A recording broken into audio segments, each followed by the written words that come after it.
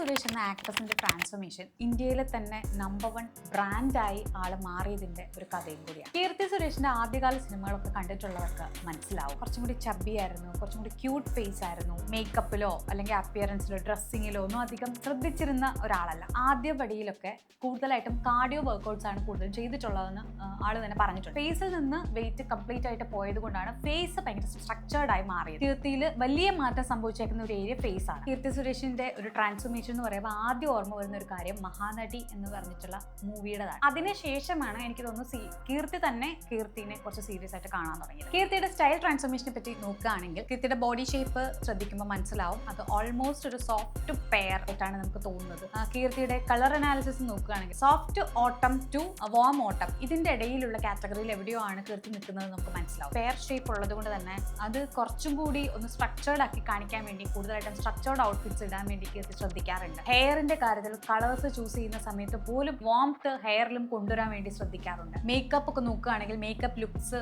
Minimal ആയിരിക്കും, balanced ആയിട്ട് എവിടെയാണോ കറക്റ്റ് വേണ്ടത് അവിടെ മാത്രം എൻഹാൻസ് ചെയ്ത് കൊടുത്ത് അങ്ങനെയായിരിക്കും കൂടുതലായിട്ട് നമുക്ക് കാണാൻ പറ്റും. ഇപ്പോഴും കീർത്തിയുടെ ഹെയർ സ്റ്റൈല് അത് ഇന്റൻഷനലി ആണ് ഹെയർ സ്റ്റൈൽ ചെയ്തേക്കുന്നത് എന്ന് നമുക്ക് മനസ്സിലാക്കാൻ പറ്റുന്ന രീതിയിലാണ് ഓവറോൾ സ്റ്റൈൽ ഉള്ളത്. കീർത്തിയുടെ ഫേസ് കുറച്ച് ചെറുതാണ്, നെക്കിന് കുറച്ച് ലെങ്ത്തും ഉണ്ട്. സോ അതൊന്ന് ബാലൻസ്ഡ് ആക്കണം എന്നുണ്ടെങ്കിൽ ഹെയറിലേക്ക് അറ്റൻഷൻ പോകുന്ന രീതിയിലോ ആകാൻ പാടില്ല. കീർത്തി സുരേഷിന്റെ ട്രാൻസ്ഫോർമേഷൻ നമ്മളെ പഠിപ്പിക്കുന്ന ഒരു കാര്യം എന്താണെന്ന് വെച്ച് കഴിഞ്ഞാൽ ഗ്ലോ അപ്പ് എന്ന് പറയുന്നതോ അല്ലെങ്കിൽ ട്രാൻസ്ഫോർമേഷൻ എന്ന് പറയുന്നതോ സ്കിൻ വൈറ്റനിങ് എന്ന് പറയുന്നതോ അല്ല.